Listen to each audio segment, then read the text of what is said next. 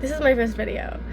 So, of course, it has to be about tackling the second wave feminism Bible.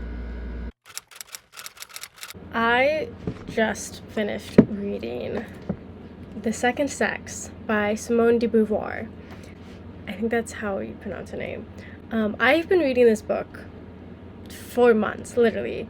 I logged starting it on my Storygraph on March 28th, 2025, and I just ended it September 3rd, 2025. So literally months of sporadic reading. The reason being is, as you can tell, it's huge. It's over 800 pages. Thank you, Hannah, my best friend, for gifting me this book for Christmas. We always do book swap gifts, and so this is what she got me this year. Over these past more than few months, I have been sporadically reading this while I've been reading other books. Yeah, I'm not gonna lie and say I read this all in one go and didn't stop and start. I have read this in many different chunks, but I would still consider myself throughout these months actively reading it. This, along with The Feminine Mystique by Betty Freuden, if I'm pronouncing her name right, were big works that contributed to second wave feminism. I have not read Feminine Mystique. After this I might, but we'll probably need to take a little bit of break between big feminism philosophy books. A little background. The Second Sex was written in 1949, so disclaimer already, there's somewhat outdated beliefs in this book, for sure. Outdated terminology, outdated beliefs. We'll get into all of that. And one of its famous phrases in the book that's very well known, I want to say feminist circles, is one is not born, but rather becomes woman. And that line was referring to how we see women today, right?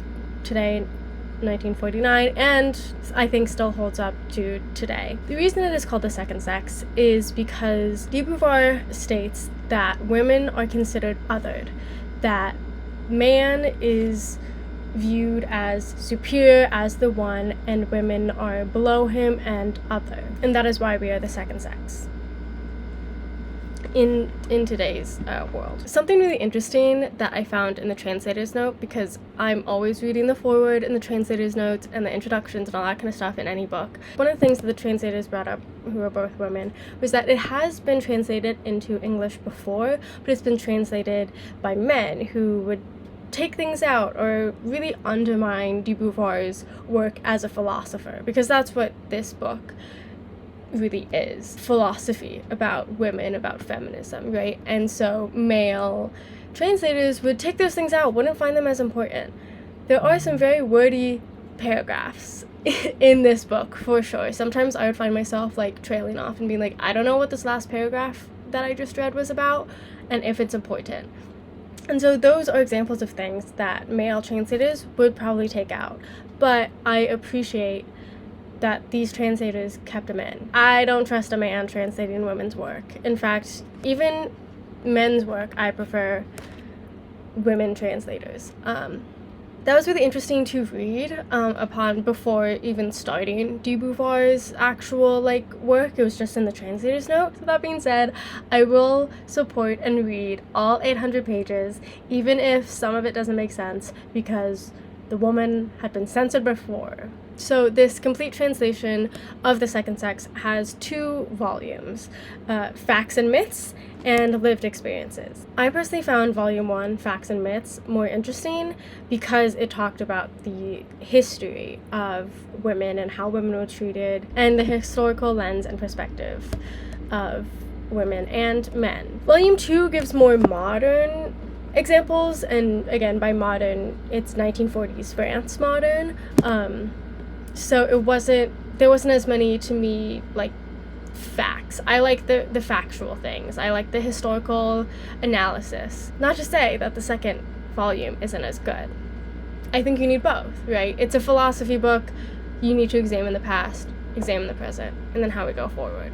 In Volume 2, which is about lived experiences, she starts off with going through how women are perceived ever since their childhood, and when they grow up into adolescence, and then to women, and then married women. from wife to mother is how she puts it.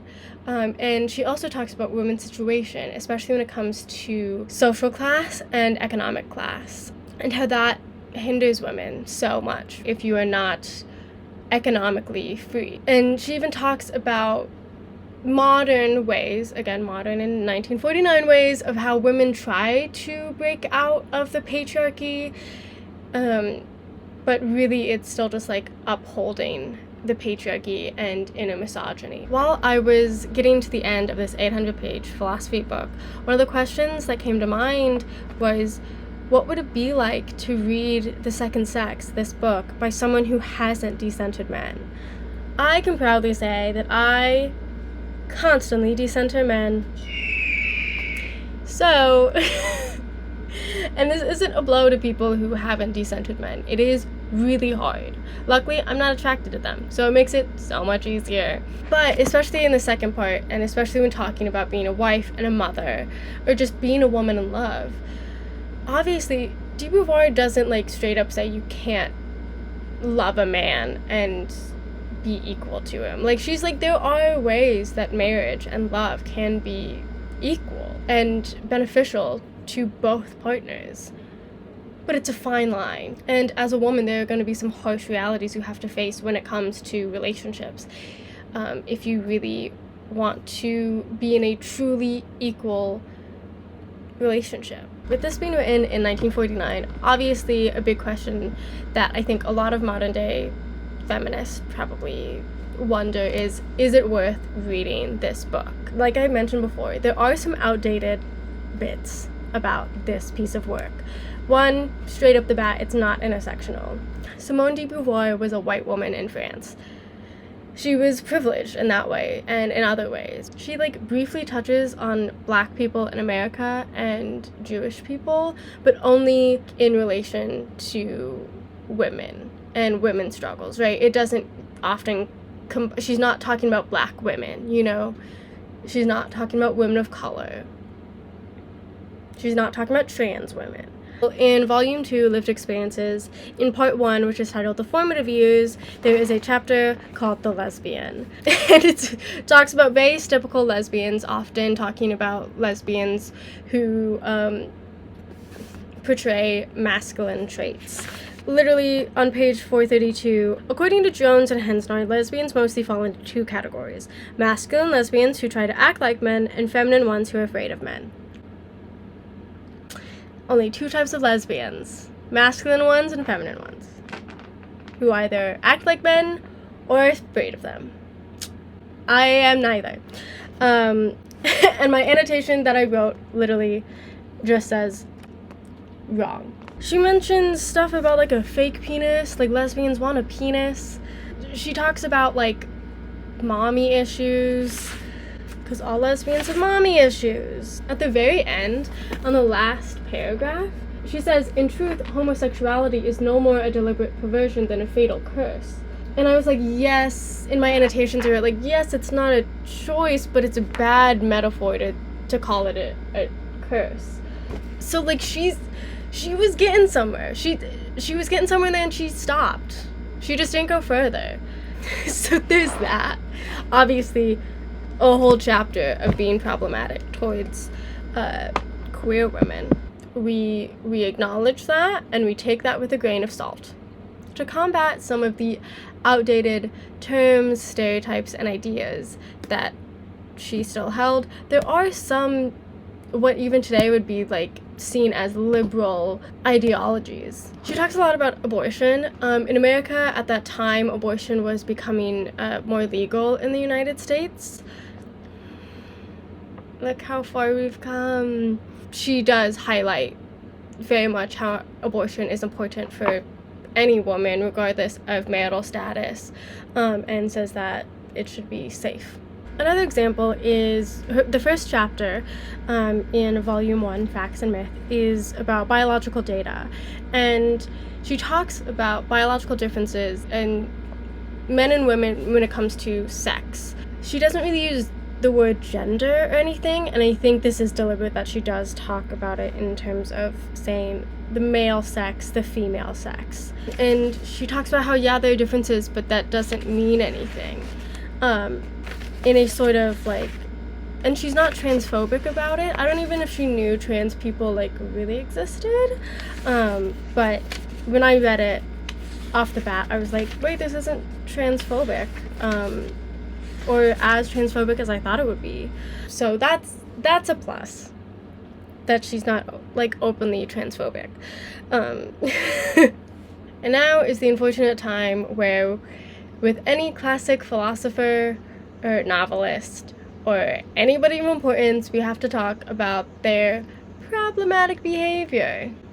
De Beauvoir was accused of grooming a 17-year-old student of hers when De Beauvoir herself was in her 30s. And she groomed this 17-year-old student and then kind of passed her on to her life partner, Jean-Paul Sartre. Jean-Paul Sartre? So that's not good.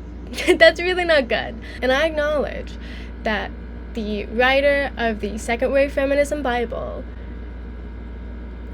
was a groomer. Does that negate her work and the impact that she has had in feminism? No, I don't think so. Like I said before, this is referred to as the Bible for second wave feminism. Just like the Christian Bible, which has some problematic things in it. We can accept that it was written a long time ago. This was written 60 years ago. Things do not hold up. Unfortunately, some things do not hold up. Some things that the author believed or did not hold up. But she's dead. I don't want that to deter people from reading the work. Overall, if you are familiar with reading classic texts, philosophy books, this was one of my first philosophy books. I've read a lot shorter philosophy books, but this was my biggest one, and it was a tough read.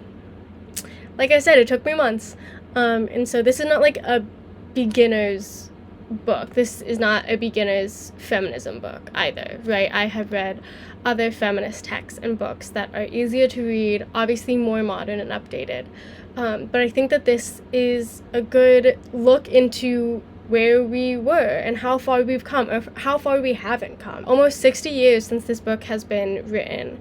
And, you know, one of the things that De Beauvoir really pushes for at the end is economic freedom for every single woman. The woman's right to choose where she wants to work, how she wants to work, and that she shouldn't be attached economically to any man. We are getting closer to that as well, but she also acknowledges that, like, it's not just economically. De Beauvoir does mention, like, yes, like, being economically free is great, but there's also structures. Again, she does reference Black people in America.